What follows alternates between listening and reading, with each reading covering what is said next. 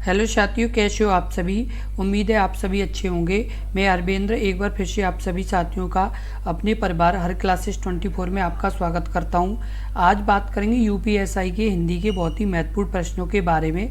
जितने भी अभ्यर्थी यूपीएसआई की तैयारी कर रहे हैं उनके लिए बता दें कि ये वीडियो बहुत ही महत्वपूर्ण होने वाली है, क्योंकि इस वीडियो में हम बात करेंगे जितने भी महत्वपूर्ण हिंदी के प्रश्न हैं जो आपके यूपीएसआई एग्जाम में पूछे जाएंगे, उसी तरह के ये प्रश्न हैं। तो आप इस वीडियो को बहुत ही ध्यानपूर्वक से देखें, और यदि आपने पिछली वीडियो नहीं देखी है तो इस वीडियो के डिस्क्रिप्शन में लिंक दिया गया है, तो आप पिछली वीडियो को भी ज़रूर देखें, क्योंकि सभी वीडियो देखेंगे तभी एक अच्छा यानी रिजल्ट बन पाएगा, अन्यथा बहुत ही मुश्किल हो जाएगा एक अच्छा रिजल्ट बनने के लिए।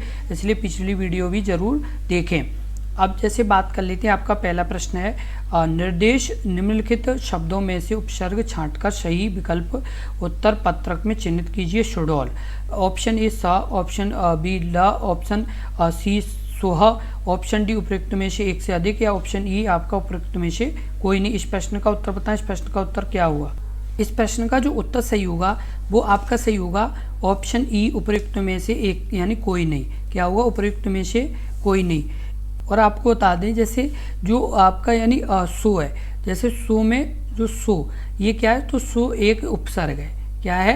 एक उपसर्ग है, इसलिए यहाँ पर कोई भी यानी क्या नहीं मिलेगा, तो कोई भी उत्तर पत्रक यानी चिन्हित नहीं हुआ। और यहाँ पर जैसे साय, लाय, सोहाय, तो इसलिए केवल सो एक उपसर्ग है, इसलिए इनमें से यानी कोई नहीं, उपयुक्त में से कोई नहीं, ये वाला ऑप्शन सही होगा। और कृपया आगे वीडियो देखने से पहले यदि आपने अपने इस YouTube चैनल को सब्सक्राइब नहीं किया है तो सब्सक्राइब जरूर कर लें, क्योंकि यदि आप सब्सक्राइब कर लेंगे तो आपको लगातार जो भी यूपीएसआई से संबंधित कोई भी अपडेट होगी तो आपको सबसे पहले आपको अपने इस YouTube चैनल पर मिलेगी। इसलिए ज़रूर सब्सक्राइब कर लें, क्योंकि सब्सक्राइब करने से क्या है कि कोई भी जैसे नोटिफिकेशन या कुछ भी होगा तो आपको सबसे पहले यानी मिल जाया करेगा अपडेट वगैरह। जितनी भी अपडेट आएंगी वो सभी अपडेट आपको समय समय पर मिलती रहेंगी, इसलिए ज़रूर सब्सक्राइब कर लें। अगला प्रश्न है प्रश्न नंबर 2, अभ्युदय। अभ्युदय में ऑप्शन आ, ऑप्शन बी अभ, ऑप्शन सी अभे, ऑप्शन आपका डी उपयुक्त में से एक से अधिक, या ऑप्शन ई उपयुक्त में से कोई नहीं। इस प्रश्न का उत्तर बताएं। इस प्रश्न का उत्तर क्या होगा? तो इस प्रश्न का जो उत्तर सही होगा वो आपका सही होगा ऑप्शन सी अभे। क्या होगा? अभे। क्या होगा? आपका अभे उत्तर ये सही होगा। आपको बता दें अभे क्या है? अभे, अभे एक उपसर्ग है। क्या है? तो उपसर्ग है आपका। क्या है ये? तो उपसर्ग है। क्या है ये? एक उपसर्ग है अभे। और उदय क्या है? एक शब्द है। तो यहाँ पर अभे मतलब उपसर्ग है और उदय क्या है? तो शब्द है। तो इस चीज़ का आप जरूर ध्यान रखें, क्योंकि आपके जैसे इस तरह से यानी काफ़ी प्रश्न बनते हैं, जैसे आपका अभियोग, अभियोग, तो यहाँ पर ये अभे है। ऐसे ही आपका अभियुक्त, अभियुक्त,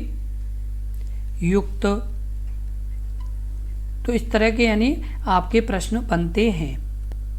अगला प्रश्न है प्रश्न नंबर 3, निम्नलिखित में से किस विकल्प के सभी शब्दों में उपसर्ग तथा प्रत्यय दोनों का प्रयोग हुआ है? ऑप्शन ए अपयश, अनुशासन, ऑप्शन बी आपका होगा, ऑप्शन बी में आपका है लाल बाह या लाल बाह, और आपका यानी लापरवाह, ऑप्शन आपका सी परित्यक्ता अनुनादित, ऑप्शन डी पत्रकार, या वाही। क्या? वाह वाही।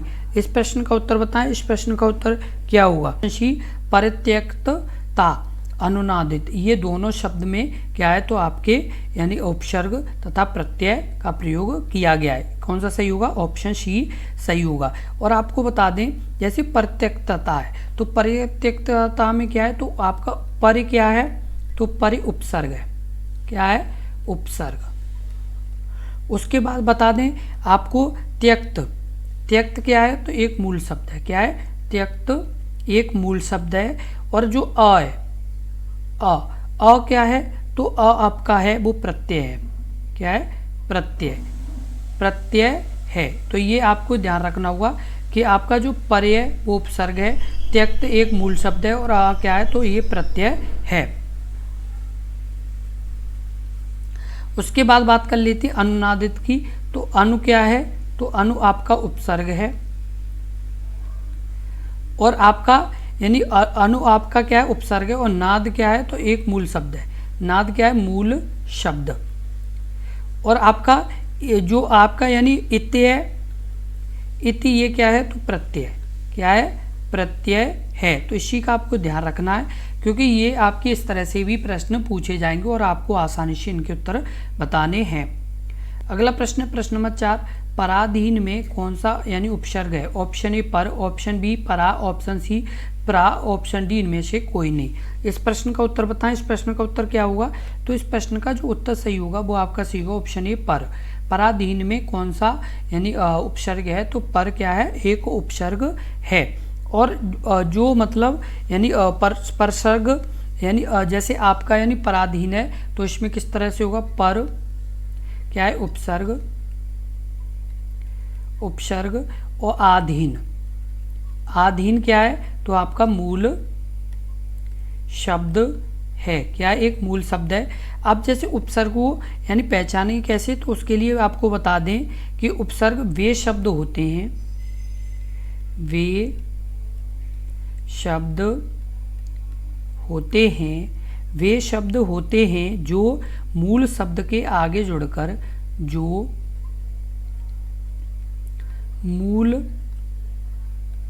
शब्द के आगे जुड़कर, मूल शब्द के आगे जुड़कर शब्द के अर्थ में परिवर्तन कर देते हैं। शब्द के अर्थ में परिवर्तन, अर्थ में परिवर्तन कर देते हैं। यानी उपसर्ग कौन से होते हैं? उपसर्ग वे शब्द होते हैं जो मूल शब्द के आगे जुड़कर शब्द के अर्थ में क्या कर देते हैं? परिवर्तन कर देते हैं। अगला प्रश्न, प्रश्न नंबर 5, निम्नलिखित में से अत्याचार शब्द में कौन सा उपसर्ग है? ऑप्शन ए अत्य, ऑप्शन बी अत्य, ऑप्शन सी चार, ऑप्शन डी अत। इस प्रश्न का उत्तर बताएं। इस प्रश्न का उत्तर क्या होगा? इस प्रश्न का उत्तर कमेंट बॉक्स में लिखें। इस प्रश्न का उत्तर क्या हुआ? इस प्रश्न का जो उत्तर होगा वो आपका सही होगा ऑप्शन बी अति। निम्न में से अत्याचार शब्द में कौन सा उपसर्ग है? तो अति उपसर्ग है। क्या है? एक अति उपसर्ग है। और आपको बता दें कि अति उपसर्ग से बने अन्य शब्द जैसे अत्यधिक, अत्यधिक, अत्यधिक के अलावा आपका जैसे अत्यंत, अत्यंत, अत्याचार, तो इस तरह के शब्द यानी किससे बनते हैं? तो आपके अति से बनते हैं, जो अति उपसर्ग है उससे। और आपको बता दें कि जो मतलब ये उपसर्ग है तो आप यानी पहचाने कैसे कि वे मतलब शब्द जो किसी शब्द के यानी जैसे आपके यानी प्रारंभ में जुड़कर इसके यानी अर्थ में परिवर्तन ला देते हैं, उसे क्या कहते हैं? उपसर्ग कहते हैं, जो आप अच्छे से समझ गए होंगे। अगला प्रश्न है प्रश्न नंबर 6, इनमें से कौन सा शब्द एक से अधिक उपसर्गों के यानी से बना है? ऑप्शन ए पर्यावरण, ऑप्शन बी अधकचरा, ऑप्शन सी असुरक्षित, ऑप्शन डी अत्याचार। इस प्रश्न का उत्तर बताएं। इस प्रश्न का उत्तर क्या होगा? इस प्रश्न का जो उत्तर होगा वो आपका सही होगा ऑप्शन आपका ए पर्यावरण। यानी कौन सा यानी शब्द है जो यानी एक से अधिक उपसर्गों से बना है? तो पर्यावरण बना हुआ है। अब जैसे पर्यावरण को आप कैसे यानी वो करेंगे? तो पर प्लस आ प्लस वर्ण, तो ये क्या है? तो आपके यानी क्या है? ये आपके उपसर्ग यानी क्या है? तो ये सभी आपके जैसे उपसर्ग हैं पर और आ, और वर्ण एक क्या है? तो मूल शब्द है। ये दोनों क्या है? तो उपसर्ग हैं, और ये वर्ण क्या है? तो आपका मूल शब्द है। तो ये इस तरह के आपके क्या है कि प्रश्न बनते हैं जो आपके लिए बहुत ही ज़रूरी हैं। अब जैसे इनकी भी बात कर लें हम, जैसे आपका अधकचरा है, तो अधकचरा का क्या होगा? तो अधकचरा में अध उपसर्ग और कचरा क्या है? तो मूल शब्द, क्या है? मूल शब्द है। उसका असुरक्षित, तो आपका यहाँ पर असुरक्षित में क्या होगा? हो जाएगा अ उपसर्ग और सुरक्षित, सुरक्षित क्या है? तो आपका मूल शब्द। ऐसे ही अत्याचार, तो अत्याचार में अति आपका क्या है? तो अति आपका यानी जैसे उपसर्ग है और आपका अति उपसर्ग और आचार मूल शब्द है। प्रश्न नंबर 7, अलंकार शब्द में कौन सा उपसर्ग है? ऑप्शन अलम, ऑप्शन बी अ, ऑप्शन सी अल, ऑप्शन डी कार। इस प्रश्न का उत्तर बताएं। इस प्रश्न का उत्तर क्या होगा? तो इस प्रश्न का जो उत्तर होगा वो आपका सही होगा ऑप्शन ए अलम। अलंकार शब्द में कौन सा उपसर्ग है? तो अलम आपका क्या है? तो एक उपसर्ग है। और आपको अच्छे से पता होगा कि वे शब्दांश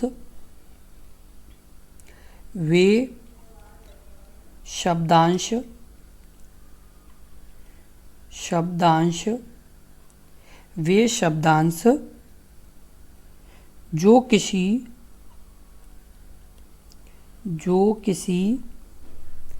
मूल शब्द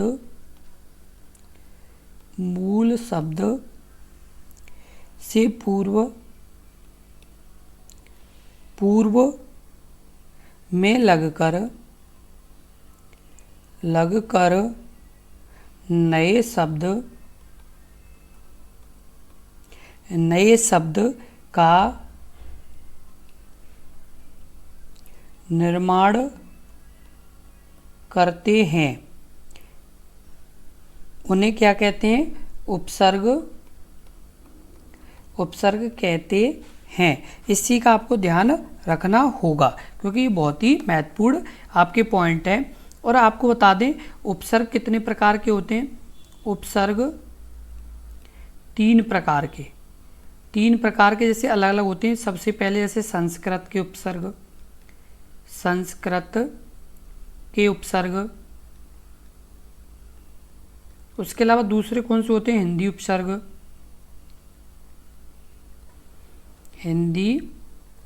उपसर्ग। तीसरे कौन से होते हैं? तो तीसरे होते हैं अरबी फारसी उपसर्ग। तो कितने हुए? 3 आपके ये मेन उपसर्ग होते हैं। उसके बाद बात कर लें कि यानी जो उपसर्गों की संख्या होती है वो कितनी होती है? तो आपकी 19 होगी। कितनी? यानी जो संस्कृत के उपसर्ग उनकी संख्या कितनी होती है? संस्कृत के तो 19 उपसर्ग। उसके अलावा बात कर लें आपकी जो आपके हिंदी के उपसर्ग हैं वो कितने होते हैं? हिंदी के 10। उसके अलावा बात कर लें आपके अरबी और उर्दू, तो ये कितने होते हैं? 12। आपको ध्यान रखना होगा संस्कृत में उपसर्ग होते हैं 19 होते हैं, हिंदी में 10 और अरबी और उर्दू में आपके 12 उपसर्ग होते हैं। ये बहुत ही मोस्ट इम्पोर्टेंट प्रश्न है। किस तरह का? मोस्ट इम्पोर्टेंट प्रश्न है क्योंकि इस तरह के प्रश्न आपके पूछे जाते हैं। अगला प्रश्न है प्रश्न नंबर 8, अत्युक्त शब्द में कौन सा उपसर्ग है? ऑप्शन ए अति, ऑप्शन बी इक्ते, ऑप्शन सी अत्यु, ऑप्शन डी उक्ते। इस प्रश्न का उत्तर बताएं। इस प्रश्न का उत्तर क्या होगा? अत्युक्त में कौन सा उपसर्ग है? इस प्रश्न का उत्तर बताएं। इस प्रश्न का उत्तर क्या होगा? तो इस प्रश्न का जो उत्तर होगा वो आपका सही होगा ऑप्शन ए अते।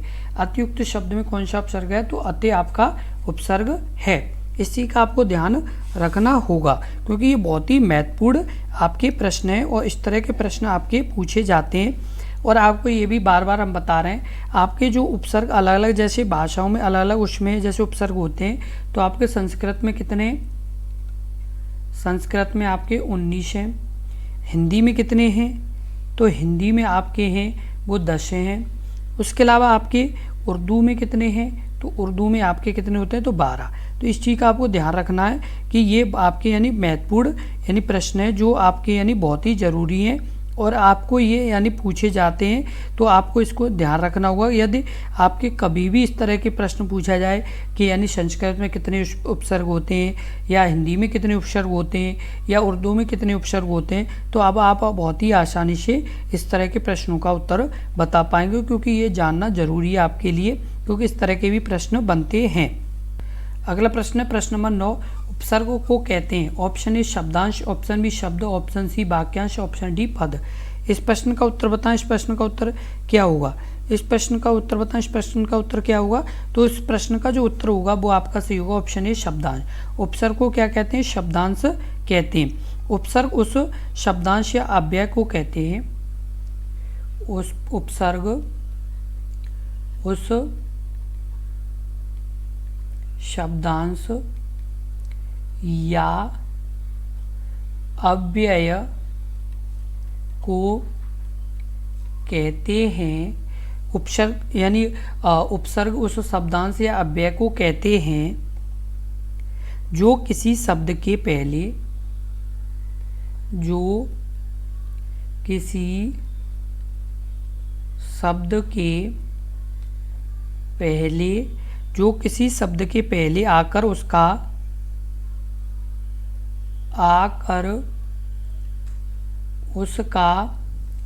विशेष अर्थ प्रकट करे तो उसे क्या कहते हैं? तो उसे उपसर्ग कहते हैं।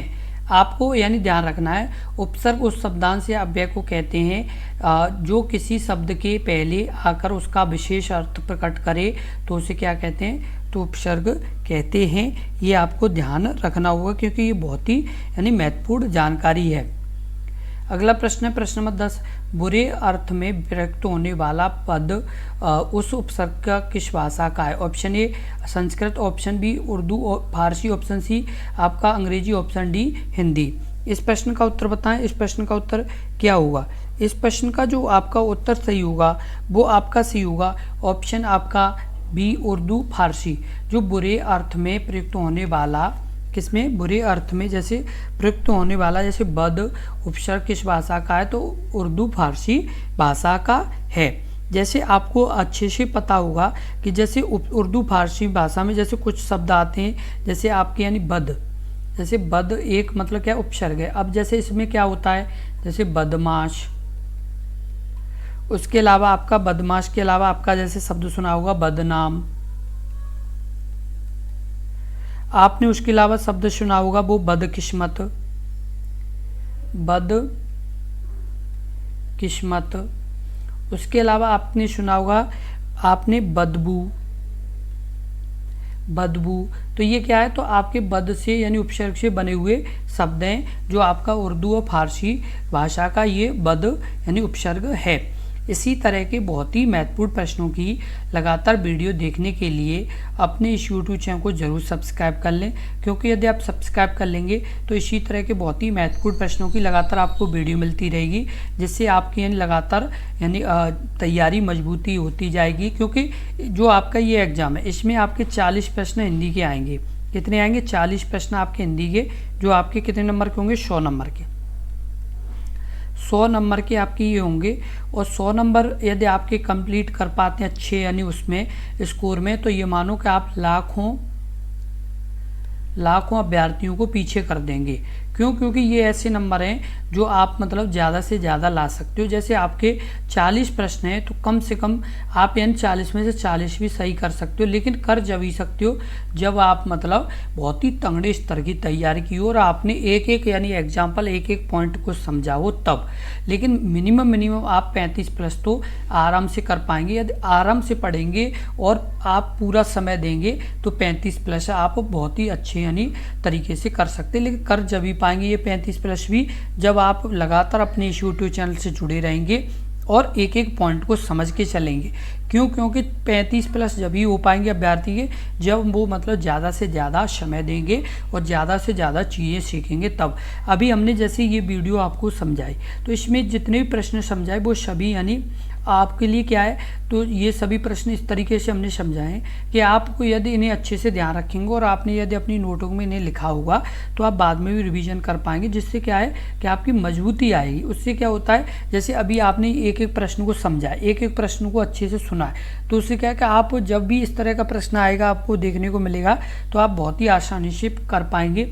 अभी आपसे हम पूछ लें कि संस्कृत भाषा में कितने उपसर्ग होते हैं। अब आपको पता चल गया कि 19 उपसर्ग होते हैं। यदि हमने आपसे पूछ लिया हिंदी में कितने होते हैं तो 10 होते हैं। यदि आपसे हमने पूछ लिया उर्दू और इसमें कितने होते हैं तो आपके 12 होते हैं, जैसे अरबी और उसमें फारसी में। तो अब इस तरह से अब आसानी से आपके प्रश्न के उत्तर हो पाएंगे। लेकिन ये है कि ये चीज़ें आपको जब तक ध्यान रहेंगी जब तक आप लगातार रिवीजन करेंगे, और जैसे ही आपने रिवीजन करना छोड़ा वैसे ही आप भूलते ही जाएंगे। इसलिए आप अपनी नोटों में लिखते जाएं, जिससे आप बाद में भी रिवीजन कर पाएंगे।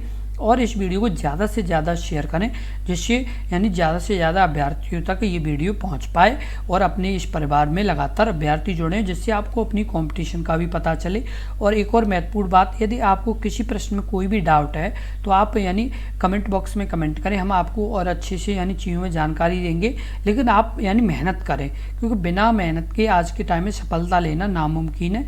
वही अभ्यर्थी सफल होते हैं जो मतलब मेहनत करते हैं, क्योंकि आज के टाइम में बिना मेहनत के कुछ नहीं है। क्योंकि मेहनत करने से क्या है कि हमें लगातार सफलता मिलती है और हम लगातार मजबूत होते जाते हैं। यदि हम मेहनत नहीं करें तो सफलता भी मिलना यानी बंद कर देती है एक तरह से, यानी हमारे सभी दरवाजे बंद हो जाते हैं। क्योंकि जब तक हम मेहनत करेंगे तब तक दरवाजे खुलते जाएंगे, जब तक यानी मेहनत में लगे रहेंगे तब तक चीज़ें हमें मिलती जाएंगी। और जैसे ही मेहनत करना बंद कर देंगे वैसे ही हमें चीज़ें भी यानी मिलना बंद हो जाएं, क्योंकि हमारे ऊपर डिपेंड करता है कि हम कितने आगे जा सकते हैं। क्योंकि हम मेहनत करेंगे तो हम ही आगे जाएंगे, इस चीज़ का आप ध्यान रखें। और यदि आपको वीडियो अच्छी लगी हो तो वीडियो को लाइक ज़रूर कर दें, और यदि आपको कोई भी डाउट हो तो आप इस वीडियो के कमेंट बॉक्स में कमेंट करें, हम आपको पूरी अच्छी तरह से जानकारी देंगे। बस आप मेहनत करें। धन्यवाद।